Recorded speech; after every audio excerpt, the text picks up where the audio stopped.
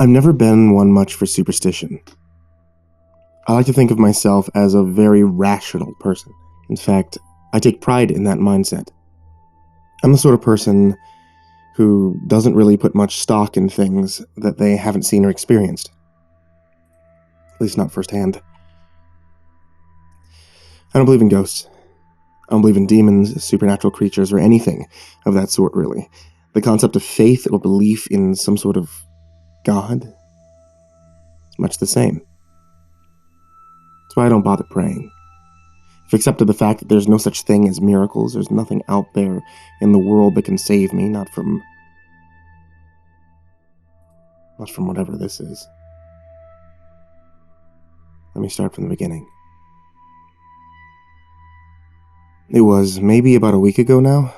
It's hard to remember sometimes, or with the way things start to blend together.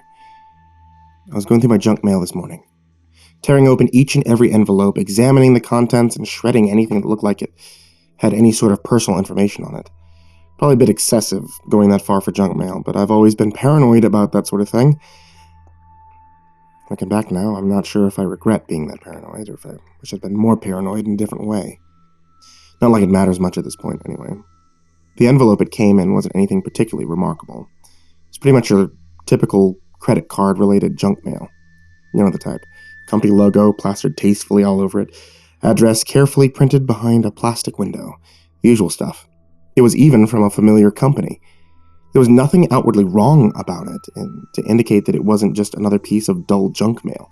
Though after seeing the contents, I had a hard time believing that it had actually come from the company it said it did. You'd usually expect the letter inside to be some sort of long-winded spiel, right? Some nonsense about their amazing offer that you're just so very lucky to have qualified for. This one had none of that, though. Heck, it didn't even have any sort of words. It was just a single piece of folded-up paper. It was blank on one side and completely covered with strange symbols on the other. Hard to describe exactly what they looked like. They didn't exactly have any sort of uniform pattern, or at least not one I could discern. The way it combined both strangely swirling lines and edges, so sharp they seemed like they could cut, made me distinctly unsettled. I couldn't manage to look at it for very long without my head starting to ache. I didn't shred it. For whatever reason, I felt compelled to take it over to my kitchen sink and burn it. I still didn't understand why I did that, thinking about it now.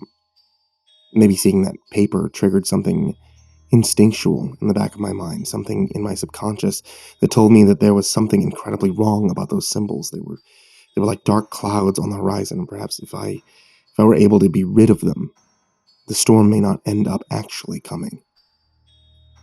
It didn't work. That night I had a nightmare. It caught me off guard, as I usually don't have any dreams whatsoever. Obviously, it wasn't all that bad, though. I'd never had it happen to me before, but it appeared to be a pretty standard bout of sleep paralysis. I simply awoke in the middle of the night in my room, unable to move. I laid there motionless for a while, with the vague sense of predatory gaze watching me from a distance. I woke up that morning shivering in a cold sweat, unused to the experience of a nightmare. It was terrifying. But I didn't think too much on it at first. That is until I had the exact same dream the next night.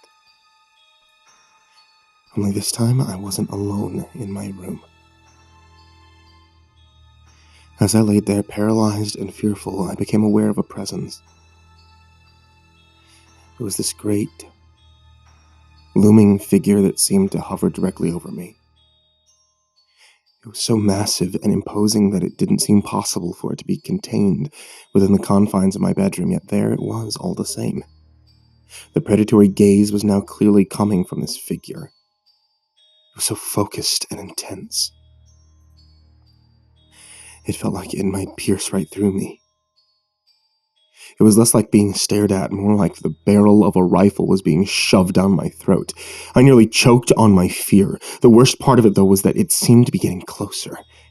It moved forward inch by inch.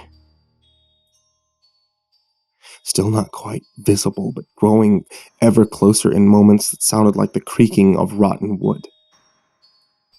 It wasn't until 2 nights later that I could fully see it. It took the form of a humongous spider about the size of a fighter jet. I say it was a spider, but it wasn't exactly made out of the usual parts, though. Its body was like a bundle of giant grapes in the vague shape of a spider's body, except for instead of grapes, it was made of huge bloodshot eyeballs. The otherworldly body was supported by 8 spindly limbs, each crafted haphazardly from countless human bones. There was one eye, much larger than the rest, which seemed to serve in the place of a head. Other than the size, there was one other glaring feature that set it apart from others. A set of gaping jaws that split the eye across the middle, staring at me with every single one of its countless eyes. It almost seemed to smile as it drew closer. In doing so, it revealed a set of pearly white fangs, seemingly made of human fingers and bones. Needless to say, the dreams absolutely terrified me. It wasn't just their contents that was so frightening to me, though. Although that was plenty enough on its own. What scared me the most was how real they seemed. So much so that I could barely distinguish them from reality. I knew that they weren't real. I was certain of it. No matter how terrifying that creature was, it couldn't actually hurt me. At least that's what I believed until a few nights ago. The night it finally touched me.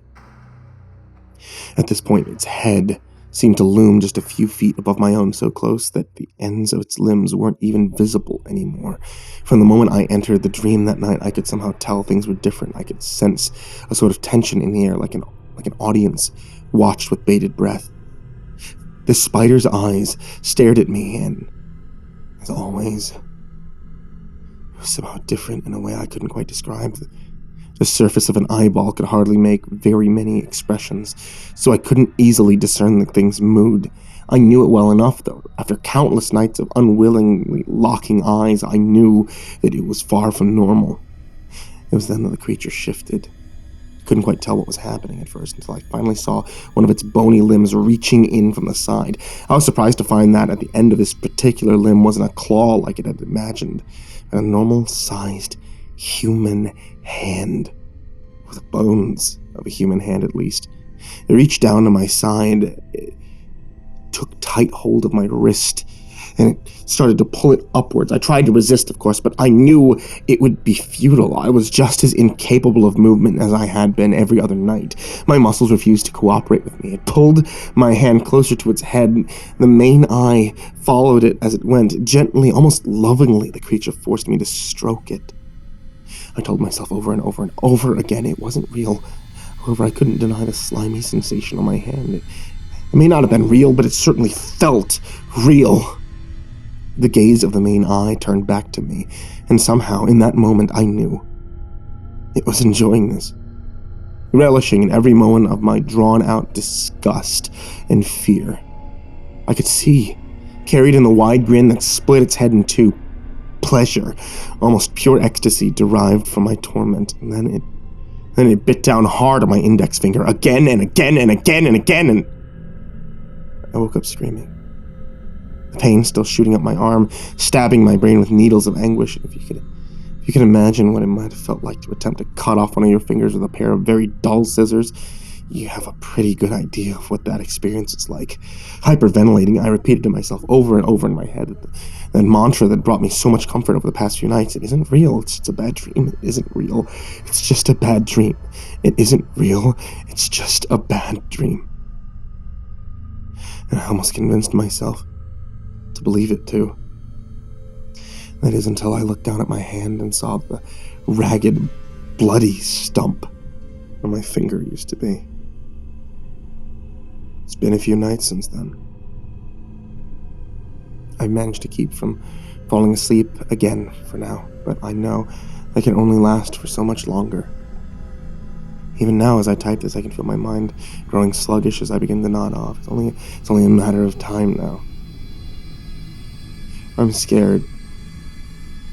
Not of it killing me. No, somehow I know that won't happen. It won't kill me this time. Or even the time after that, it's enjoying itself too much. It's going to drag this out for as long as possible, savoring every moment of my agony before it finally decides to allow me to die.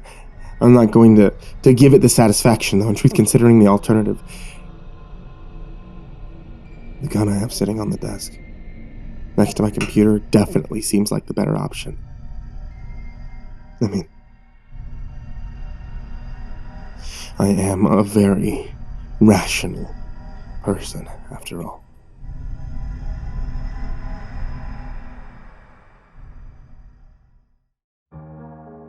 Hey there, kids, it's me, MrCreepyPasta, and thank you for watching today's video. And if you're on the podcast, then thank you for watching today's podcast. And if you're on not the video or the podcast, then thank you for tuning into this telepathic broadcast. Oh, and there's something I need to mention to all of you. It's actually the big Halloween surprise. I mentioned this early on in the summer, but I never really got a chance to say what it was, because it wasn't really nailed down at the time. We, and by we, I mean me, CreepyPasta, and Mew, are going on tour across the United States in October. All the dates for it have been nailed down as of actually today, and tickets should be going on sale as of actually today. If you'd like to find out more, I'm going to have a bunch of information in the description down below all the way up until the tour is finished. But if you want to get a hold of your tickets, all the venues we've chosen have very limited seating, so make sure you get your tickets now if we're heading to a town near you.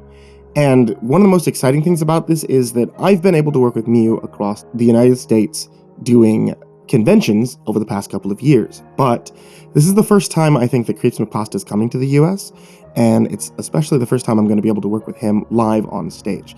So this is going to be a show that's bigger than anything I've ever dreamed of being able to do in my entire YouTube career. So check it out down below at marginwalkerpresents.com to get a hold of your tickets, and come see us to celebrate Spooktober.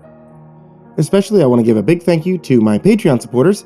You guys over at patreon.com/MrCreepyPasta are the best, especially Trace Miles, Talon Karlik, Jordan Alexander Sanchez, Wayne Milstead, Dr. Strawberry, Daniel Poulsen, Chompski, Ken Lando Higuchi, Rev Miroku, Brianna Tine-Janzen, Nicholas Saeid Alyain, Buddy Burroughs, Stephen Van Huss, Tristan Pelton, Goonington, G. Weevil 3, Chance Burnett, Diana Kraus, Asia, Gabrielle de Baca, TheRedOakShieldVirus, Sandy Barney, Titty Connoisseur, Melissa Sweigart, KuudereMax, Jay Curbine, Dante Rowe, Last Blade Song, Chris Wrights, TheGingerBroz, Mads Beck Lorenzen Post, Don Mulmeister, Eliminator 86, Nebski, Andrew Stenberg, Jason Silsma, Steampunk Center, and Rafael Rodriguez. If you guys would like to join them, you can head over to patreon.com/MrCreepyPasta.